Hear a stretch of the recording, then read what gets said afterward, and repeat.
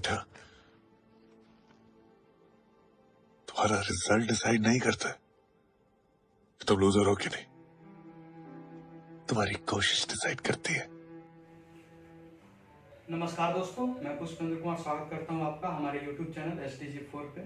दोस्तों, आज के इस वीडियो में हम लोग प्राचीन इतिहास पढ़ रहे हैं और आज हम लोग दर्शन करेंगे। दोस्तों, इससे पहले आप लोगों ने बौद्ध धर्म, जैन धर्म, अन्य महत्वपूर्ण जो धर्म थे, शैव धर्म हो या फिर शाक्त धर्म हो या इस्लाम धर्म हो, पारसी धर्म हो, इन सभी महत्वपूर्ण धर्मों के बारे में हम लोग जाने। आज जो है हम लोग दर्शन की बात करते हैं। धर्म के बाद दर्शन की बात करना बहुत जरूरी है। दोस्तों, धर्म जो है, कुछ धर्म आस्तिक धर्म है, कुछ है नास्तिक धर्म। वैसे ही दर्शन कुछ आस्तिक दर्शन और कुछ नास्तिक दर्शन होते हैं। दोस्तों, सबसे पहले समझते हैं कि दर्शन क्या है, दर्शन की विचारधाराएं कब आई।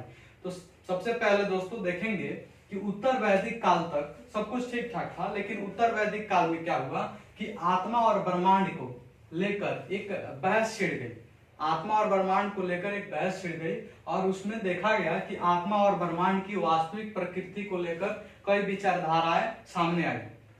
आत्मा और ब्रह्मांड की वास्तविक प्रकृति को लेकर कई विचारधाराएं सामने आई। उनमें से ही विचारधारा जो थी, उनसे ही दर्शन का विकास हुआ, दर्शन विकसित हुई। इन अलग अलग विचारधाराओं ने दर्शन का विकास किया। सामान्यतः बात की जाए तो दर्शन आस्तिक धर्म और नास्तिक धर्म दो तरह का ले सकते हैं। उसी के अंतर्गत आस्तिक धर्म में 6 अलग अलग दर्शन दिखाई देते हैं और 6 अलग अलग संप्रदायों का जन्म हुआ। इन्हें सट दर्शन कहा गया। सट मतलब 6 और दर्शन से आप समझ ही रहे हैं दर्शन, तो इन्हें सट दर्शन कहा गया। दोस्तों, ये 6 दर्शन बहुत ही महत्वपूर्ण है।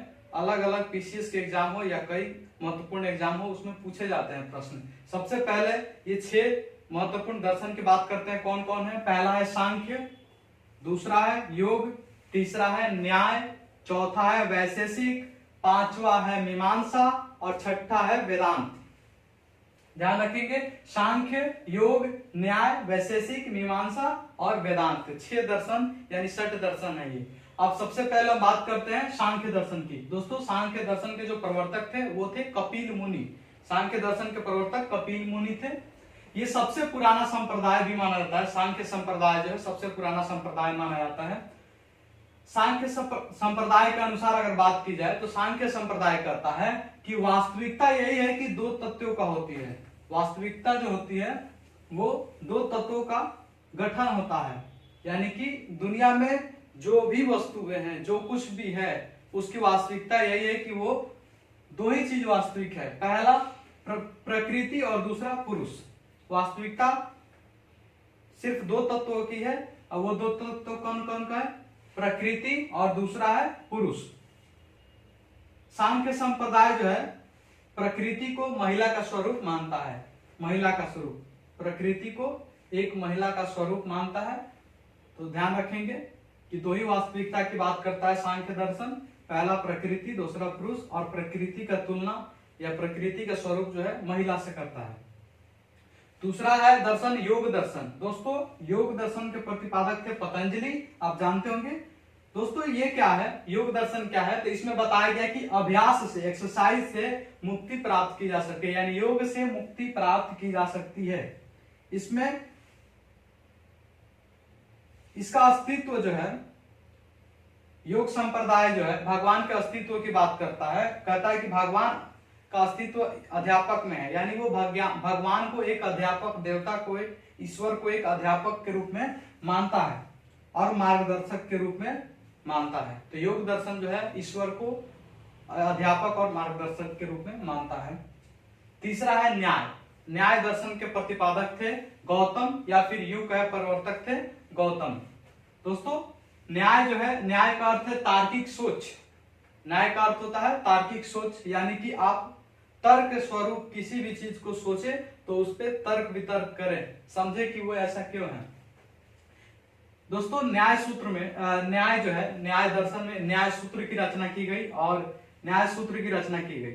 न्याय का मतलब क्या है, तार्किक सोच का मतलब क्या है कि वास्तविक ज्ञान से, न्याय सूत्र का मानना है या न्याय दर्शन का मानना है कि वास्तविक ज्ञान की जब प्राप्ति होगी तो आपकी जो भी पीड़ा होगी वो समाप्त हो जाएगी। यानी कहने का मतलब है न्याय दर्शन कहता है कि वास्तविक ज्ञान से ही आपकी पीड़ा समाप्त हो सकती है। चौथा है वैशेषिक। वैशेषिक के जो प्रतिपादक थे वो थे कणाद। याद रखिएगा, वैशेषिक के प्रतिपादक थे कणाद। ये कहता है, वैशेषिक कहते हैं, वैशेषिक दर्शन में बताया गया है कि ब्रह्मांड की सभी वस्तुएं 5 तत्वों से मिलकर बनी हैं। वैशेषिक दर्शन कहता है कि ब्रह्मांड की सभी तत्व जो है, सभी वस्तुएं जो है या पदार्थ जो है वो 5 तत्वों से मिलकर बनी है। आप जानते होंगे 5 तत्व क्या है? पृथ्वी, पानी, हवा, आग और आकाश। पृथ्वी, पानी, हवा, आग और आकाश। दोस्तों वैशेषिक में ही बताया गया है कि कर्मों के आधार पर जीवों को पुरस्कृत या दंडित किया जाता है। यानी वैशेषिक दर्शन में बताया गया है कि आप जैसे कर्म करते हैं वैसे फल पाते हैं। आपको या तो पुरस्कार दिया जाता है या दंडित किया जाता है। बाद में जो वैशेषिक जो है वो न्याय संप्रदाय में मिल जाता है। ध्यान रखेंगे, वैशेषिक संप्रदाय जो है विघटित होकर न्याय संप्रदाय में यानी न्याय दर्शन में इसका मेल भाव हो जाता है। पांचवा देखेंगे है पांचवा मीमांसा। मीमांसा दर्शन दोस्तों इसके प्रतिपादक थे जामिनी या फिर कहीं कहीं जैमिनी देखने को आपको मिलेगा। मीमांसा को दोस्तों मीमांसा को पूर्व मीमांसा भी कहा जाता है। मीमांसा को पूर्व मीमांसा कहा जाता है। तो दोस्तों ये पूर्व मीमांसा है तो उत्तर मीमांसा कौन होगा? तो वेदांत को उत्तर मीमांसा कहा गया है। तो ध्यान रखेंगे, मीमांसा को पूर्व मीमांसा और वेदांत को उत्तर मीमांसा कहा गया है। पूर्व मीमांसा के जो प्रवर्तक थे, प्रतिपादक थे, वो थे जामिनी या फिर जैमिनी। अब दोस्तों मीमांसा का अर्थ क्या होता है? मीमांसा का अर्थ होता है जांच करना या फिर विश्लेषण करना। यानी अगर आपको मुक्ति प्राप्त करनी है तो उन चीजों को जो आप स्वीकार कर लेते हैं उसकी जांच कीजिए। इसके साथ ही साथ मीमांसा में या फिर कहें पूर्व मीमांसा में ये बताया गया है कि मुक्ति प्राप्त करने के लिए वेद में जो रास्ता दिखाया गया है उस रास्ता पर चले और उन कर्तव्यों का पालन करें। दोस्तों अगर मीमांसा संप्रदाय के 2 महत्वपूर्ण प्रस्तावक की बात की जाए या फिर सामान्य भाषा में 2 महत्वपूर्ण ऋषि की बात की जाए तो वो थे सबर स्वामी और एक थे कुमारिल भट्ट।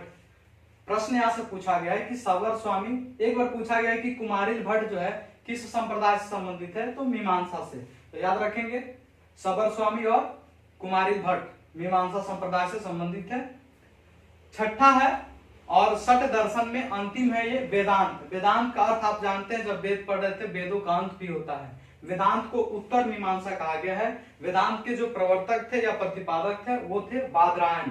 याद रखेंगे वेदांत के प्रतिपादक थे बादरायण। वेदांत कहता है कि ब्रह्मांड सत्य है, बाकी सब माया है, यानी बाकी सब झूठ है। मतलब कि एक सत्य दुनिया में कुछ है तो वही कि ये ब्रह्मांड सत्य है, बाकी सब माया है, झूठ है। ये वेदांत में बताया गया है, जो कि इसके प्रतिपादक जो थे वो थे बादरायण। अब दोस्तों ये अलग अलग दर्शन जो 60 दर्शन आपने देखे, इन सभी दर्शनों से संबंधित साहित्य की रचना हुई है। जैसे सांख्य सूत्र, सांख्य सूत्र सांख्य दर्शन से संबंधित है और ये कपिल मुनि के द्वारा लिखित है। दूसरा है योग सूत्र। योग सूत्र जो है पतंजलि के द्वारा आप जानते हैं, ये योग दर्शन से संबंधित है। न्याय दर्शन से संबंधित न्याय सूत्र है जो कि गौतम द्वारा रचित है। उसके बाद जो वैशेषिक संप्रदाय है, वैशेषिक संप्रदाय से संबंधित एक पुस्तक है, नाम है प्रस्तपाद भाष्यम। प्रस्तपाद भाष्यम, इसके रचना कणाद की है। आप जानते हैं वैशेषिक संप्रदाय के जो प्रवर्तक थे वो थे कणाद। तो प्रशस्तपाद भाष्यम के जो रचयिता थे या कहें कि जिन्होंने लिखा वो थे कणाद।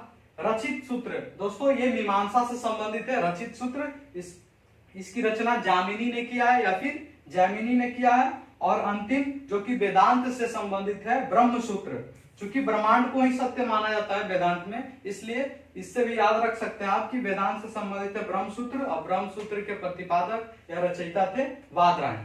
तो दोस्तों ये था दर्शन से संबंधित महत्वपूर्ण तथ्य जहां से प्रश्न पूछे जाते हैं।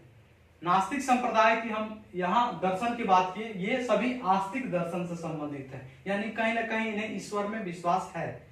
नास्तिक संप्रदाय में आप देखते हैं कि बौद्ध धर्म हो या जैन धर्म में वो ईश्वर और वैदिक कर्मकांड को स्वीकार नहीं करते हैं, तो वो नास्तिक संप्रदाय के उदाहरण हो सकते हैं। फिलहाल के लिए इतना ही। हम आशा करते हैं कि आप इन सभी टॉपिक को समझे होंगे दोस्तों एक बार मैं बात कर लूं पीछे से कि मैंने शुरुआत कहां से की।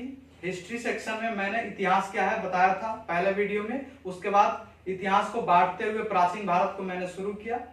प्राचीन भारत में पढ़ते पढ़ते हम लोग यहाँ दर्शन तक पहुंचे और इसके बाद से जो आपका टॉपिक होगा वो होगा मौर्य साम्राज्य। तो आशा करते हैं कि आपको यह वीडियो का जो इतिहास का वीडियो जो उपलब्ध कराया जा रहा है, जो टॉपिक आपको बताया जा रहा है वो पसंद आ रहा होगा। और मैं कहूंगा कि आप घटना चक्र इतिहास का ले लें और वहां से क्वेश्चन का प्रैक्टिस करें। इसके अलावा अगर आपको कहीं समझ में नहीं आता है, कहीं डाउट आपको लगता है तो आप कमेंट करके पूछ सकते हैं। फिलहाल के लिए इतना ही, मिलते हैं अगले वीडियो में। धन्यवाद।